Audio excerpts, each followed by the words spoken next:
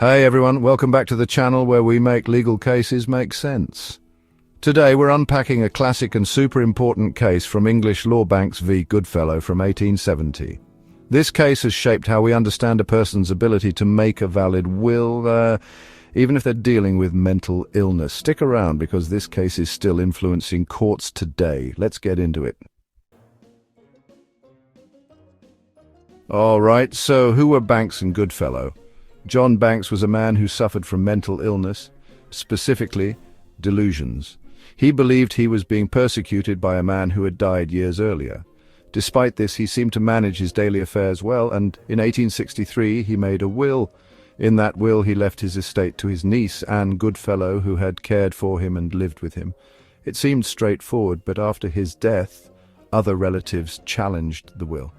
They argued that because of his delusions, John Banks didn't have the mental capacity to make a valid will. In other words, they claimed he didn't fully understand what he was doing and that the will shouldn't stand. So the legal question was, can someone with a mental illness make a valid will if they understand what they're doing? This case forced the court to ask a tough question. What exactly does it mean to be of sound mind when making a will?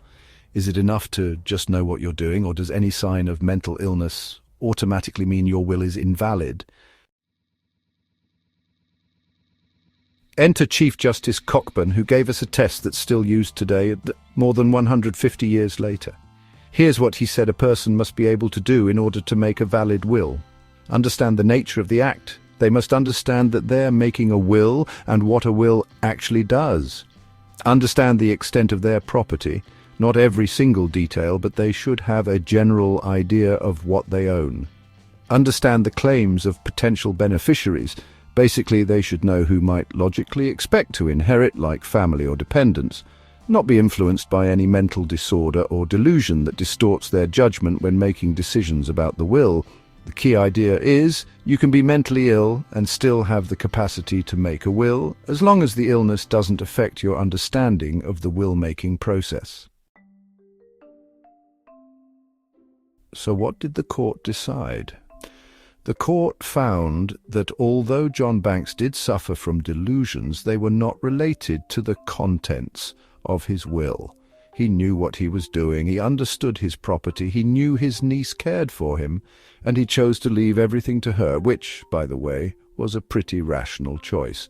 The delusions he had didn't influence his decision-making when it came to the will. So the court upheld the will and ruled in favor of Anne Goodfellow. Now, why is Banks v. Goodfellow such a big deal? This case created the legal test for testamentary capacity, which is still the standard in many common law countries today, including the UK, Canada, Australia, and even parts of the US. It teaches us that mental illness alone isn't enough to invalidate a will. What matters is whether the person understood what they were doing and wasn't influenced by irrational thoughts when making key decisions. It also strikes a balance between protecting vulnerable people and respecting individual autonomy. Someone shouldn't lose the right to make a will just because they have a mental health diagnosis, unless that condition affects their judgment in a meaningful way. So, what do you think? Should delusions always disqualify someone from making a will, or did the court get it right by focusing on whether those delusions actually influence the decision? Drop your thoughts in the comments.